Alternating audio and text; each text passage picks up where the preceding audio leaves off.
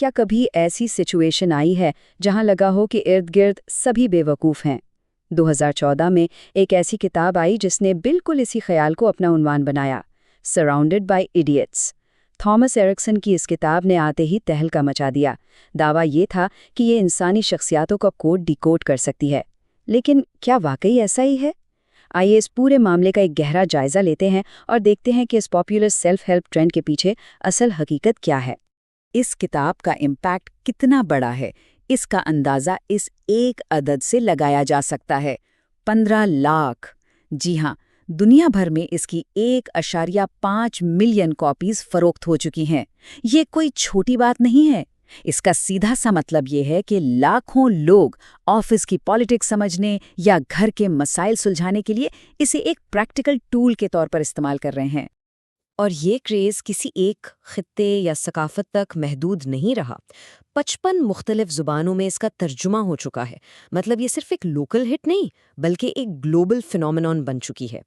یہ اس بات کا ثبوت ہے کہ انسانی رویوں کو سمجھنے اور بہتر کمیونیکیشن کی طلب دنیا کے ہر کونے میں موجود ہے۔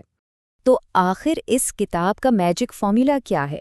اصل میں یہ پورا ڈھانچہ ایک بہت پرانے اور مشہور فریم ورک پر کھڑا ہے جسے ڈسک اسیسمنٹ کہتے ہیں۔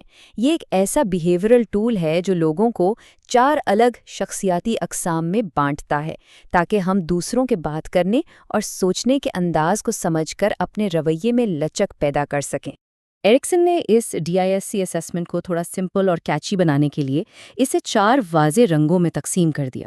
سرخ یعنی ڈومیننٹ لوگ، پیلا جو بہت پرجوش ہوتے ہیں، سبز یعنی قابل اعتماد اور شانت، اور نیلا جو ہر چیز کا ڈیپلی تجزیہ کرتے ہیں۔ یہ کلرز اس مشکل سائیکولوجیکل کانسیپٹ کو عام دماغ کے لیے نہایت آسان اور یادگار بنا دیتے ہیں۔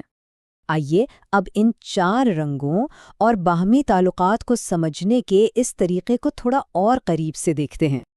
اگر ان چاروں کو آمنے سامنے رکھ کر دیکھا جائے تو تصویر کچھ یوں بنتی ہے۔ سرخ اور پیلے رنگ والے لوگ انہیرنٹلی لیڈرز اور انرجیٹک ہوتے ہیں، مگر کبھی کبھی تھوڑے اگریسو یا سکیٹرڈ لگ سکتے ہیں۔ دوسری طرف سبز اور نیلے لوگ سٹیبلٹی اور لاجک لاتے ہیں، پر بعض اوقات ان کی انڈیسائزونیس یا اسٹرکٹ رولز دوسروں کو پریشان کر سکتے ہیں۔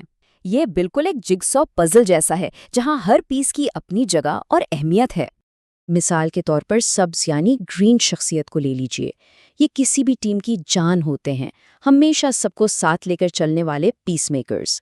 لیکن کیونکہ انہیں کسی بھی قسم کے ٹکراؤ یا کانفلکٹ سے سخت چڑ ہوتی ہے، اس لیے اکثر یہ اپنے حق کے لیے آواز نہیں اٹھاتے۔ ایسے میں ان کے ساتھیوں پر ذمہ داری آتی ہے کہ وہ انہیں کھل کر بولنے اور فیصلے کرنے میں فعال مدد دیں۔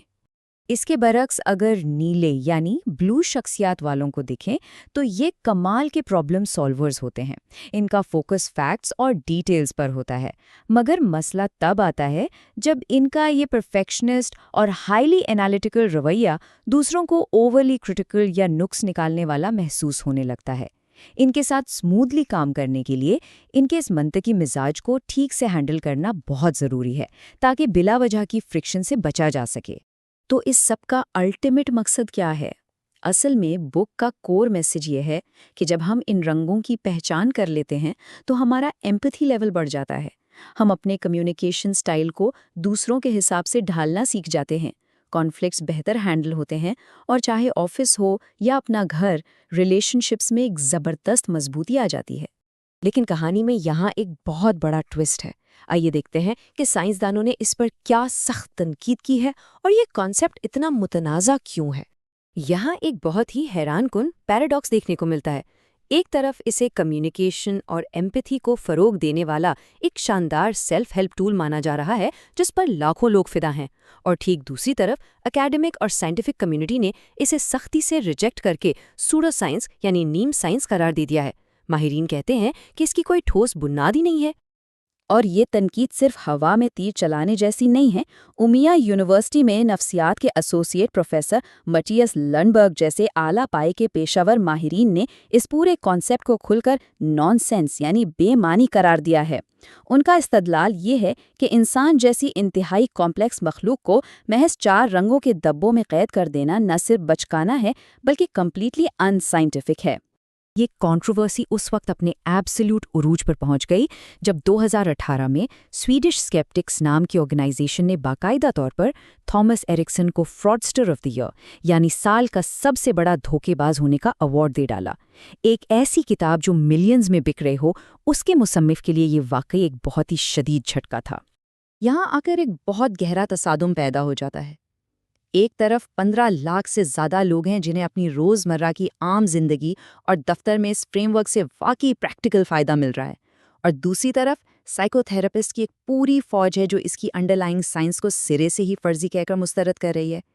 یہ میسو کمرشل اپیل اور ایکیڈیمک ٹروتھ کے درمیان ایک زبردست رسہ کشی ہے، جو آخر میں ایک نہایت ہی ڈیپ اور تھاٹ پرووکنگ سوال پر لا کر کھڑا کر دیتی ہے۔ کیا ایک ایسا بیہیویئرل ٹول یا فریم ورک عملی طور پر واقعی مفید ہو سکتا ہے جس کی سائنٹیفک بنیاد کو مکمل طور پر غلط اور ڈسکریڈٹڈ ثابت کیا جا چکا ہو؟ اگر کوئی چیز سائنٹیفکلی فلاڈ ہے پر ڈیلی لائف میں لوگوں کی کمیونیکیشن بہتر کر رہی ہے تو کیا اسے اپنانا چاہیے؟ یہ ایک ایسی دلچسپ بحث ہے جس پر ضرور غور کرنا چاہیے۔